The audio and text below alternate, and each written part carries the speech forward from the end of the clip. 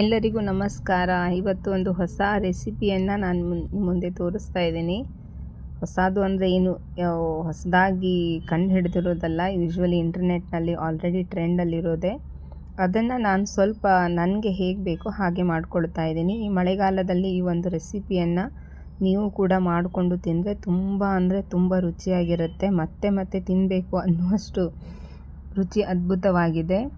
ಇದನ್ನು ಮಾಡಬೇಕು ಅಂತ ಹೇಳಿ ಬಹಳ ದಿನದಿಂದ ಮಗ ನನಗೆ ರಿಕ್ವೆಸ್ಟ್ ಮಾಡ್ಕೊಳ್ತಾ ಇದ್ದ. ಸೊ ಫೈನಲಿ ಇವತ್ತು ಮಳೆಯಿಂದ ಬಂದ ಮೇಲೆ ಅದನ್ನೆಲ್ಲ ತೊಗೊಂಡು ಬಂದಿದ್ವಿ. ಇಲ್ಲಿ ಕುರ್ಕುರೆ, ಏನೇನು ಚಿಪ್ಸು, ಲೇಸು, ಅವನಿಗೆ ಏನೇನು ಇಷ್ಟ ಆಗುತ್ತೆ ಅದನ್ನೆಲ್ಲ ತೊಗೊಂಡು ಬಂದಿದ್ವಿ. ಪ್ರತಿದಿನ ಮಕ್ಕಳಿಗೆ ಇದನ್ನು ಕೊಡೋದು ಒಳ್ಳೆಯದಲ್ಲ, ಆದರೆ ಇಂಥ ಮಳೆಗಾಲದಲ್ಲಿ ಒನ್ಸ್ ಇನ್ ಅ ವೈಲ್ ಯಾವಾಗಾದರೂ ನೀವು ಇದನ್ನು ಟ್ರೈ ಮಾಡಬಹುದು. ರುಚಿ ಕೂಡ ಚೆನ್ನಾಗಿರುತ್ತೆ. ಮಕ್ಕಳಿಗಷ್ಟೇ ಅಲ್ಲ, ದೊಡ್ಡವರಿಗೂ ಕೂಡ ತುಂಬ ಇದು ತಿನ್ನೋದಕ್ಕೆ ರುಚಿಯಾಗಿರುತ್ತೆ. ಇಲ್ಲಿ ನಾನು ಒಂದು ಬೌಲ್ ತೊಗೊಂಡು ಅದು ಕುರ್ಕುರೆ, ಆಮೇಲೆ ಲೇಸು, ಹುರಿದಿರೋ ಶೇಂಗಾ, ಏನೇನು ಅವನಿಗೆ ಇಷ್ಟ ಆಗುತ್ತೆ ಅದನ್ನೆಲ್ಲ ತೊಗೊಂಡಿದ್ದೀನಿ. ನೀವು ನಿಮಗೆ ಏನು ಇಷ್ಟ ಆಗುತ್ತಲ್ಲ ಅದನ್ನೆಲ್ಲ ಒಂದು ಬೌಲಲ್ಲಿ ಹಾಕ್ಕೊಳ್ಬಹುದು. ಆಮೇಲೆ ಚಿನ್ಮರಿ ಹಾಕ್ಕೊಳ್ತಾ ಇದ್ದೀನಿ. ನಿಮಗೆ ಕ್ವಾಂಟಿಟಿ ಎಷ್ಟು ಬೇಕೋ ನೀವು ಅಷ್ಟು ಮಾಡ್ಕೊಳ್ಬಹುದು. ಜೊತೆಗೆ ಅದ್ರ ಜೊತೆಗೆ ಖಾರ ಎಲ್ಲ ಏನು ತೊಗೊಂಡು ಬಂದಿದ್ದೀನಿ, ಇದು ಬೆಳ್ಳುಳ್ಳಿ ಖಾರ ಇದೆ. ಅದ್ರ ಜೊತೆಗೆ ಪಾಪಡಿಯನ್ನು ಕೂಡ ನಾನಿಲ್ಲಿ ಹಾಕ್ಕೊಳ್ತಾ ಇದ್ದೀನಿ.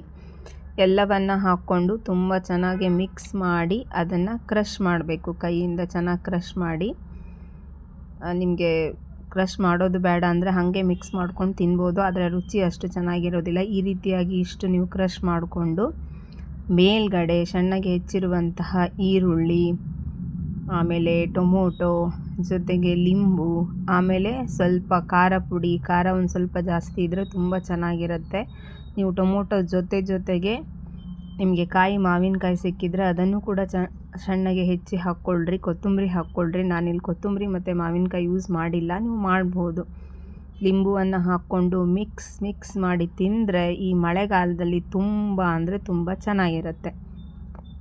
ಮಕ್ಕಳಂತೂ ಒಂದು ಸಲ ತಿಂದರೆ ಮತ್ತೆ ಕೇಳ್ತಾರೆ. ಈ ಮಳೆಗಾಲದಲ್ಲಿ ಒಂದು ಸಲ ಆದರೂ ಈ ಥರ ರೆಸಿಪಿಯನ್ನು ನೀವು ಟ್ರೈ ಮಾಡಿ. ಹಾಗೆಯೇ ತುಂಬ ದಿನಗಳ ನಂತರ ನಾನು ಒಂದು ಯೂಟ್ಯೂಬ್ ಚಾನಲನ್ನು ಮತ್ತೆ ಸ್ಟಾರ್ಟ್ ಮಾಡ್ತಾ ಇದ್ದೀನಿ. ನಿಮ್ಮ ಪ್ರೋತ್ಸಾಹ ನನಗೆ ಮತ್ತೆ ಬೇಕು. ಹಾಗೆ ಮೊದಲು ಹೇಗೆ ನನಗೆ ಪ್ರೋತ್ಸಾಹ ಕೊಡ್ತಾಯಿದ್ರು ಹಾಗೆ ಪ್ರೋತ್ಸಾಹವನ್ನು ಕೊಡಿ ಅಂತ ನಿಮ್ಮಲ್ಲಿ ಕೇಳ್ಕೊಳ್ತೀನಿ. ಈ ಥರ ಮಿಕ್ಸ್ ಮಾಡ್ಕೊಳ್ಬಹುದು. ಮಕ್ಕಳಿಗೆ ಹೇಗೆ ಖಾರ ಬೇಕೋ ಆ ರೀತಿಯಾಗಿ ಹಾಕ್ಕೊಳ್ಬೋದು. ಇಲ್ಲಿ ನಾನು ಮೊದಲು ಮಿಕ್ಸ್ ಮಾಡಿ ನನ್ನ ಮಗನಿಗೆ ಸ್ವಲ್ಪ ತೆಗೆದು ಕೊಡ್ತಾ ಇದ್ದೀನಿ.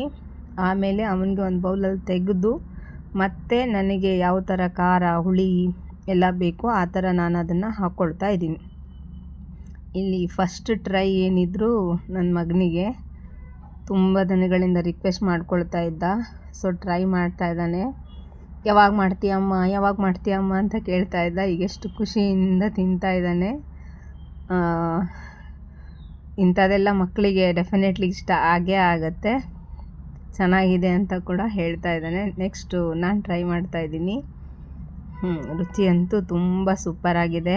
ಮಳೆಯಲ್ಲಿ ಏನಾದರೂ ನೆನ್ಕೊಂಡು ಬಂದಿದ್ದರೆ, ತುಂಬ ವರ್ಕು ಮಾಡಿ ಬಂದಿದ್ದರೆ, ಹಸು ತುಂಬ ಆಗಿದ್ದರೆ ಡೆಫಿನೆಟ್ಲಿ ಈ ರೆಸಿಪಿಯನ್ನು ಮಾಡಿಕೊಂಡು ನೀವು ತಿನ್ಬಹುದು. ಇಲ್ಲಿ ನಾನು ಮೊದಲು ಹಾಗೆ ಟ್ರೈ ಮಾಡಿದ್ದೆ. ನೆಕ್ಸ್ಟ್ ಇದಕ್ಕೆ ಒಂದು ಸ್ವಲ್ಪ ಉಪ್ಪು ಮತ್ತು ಖಾರದ ಪುಡಿ ಮತ್ತು ಒಂದು ಸ್ವಲ್ಪ ಲಿಂಬು ಹಾಕ್ಕೊಂಡು ನಾನು ನಮ್ಮ ಮನೆಯವರು ತಿಂತಾಯಿದ್ದೀವಿ.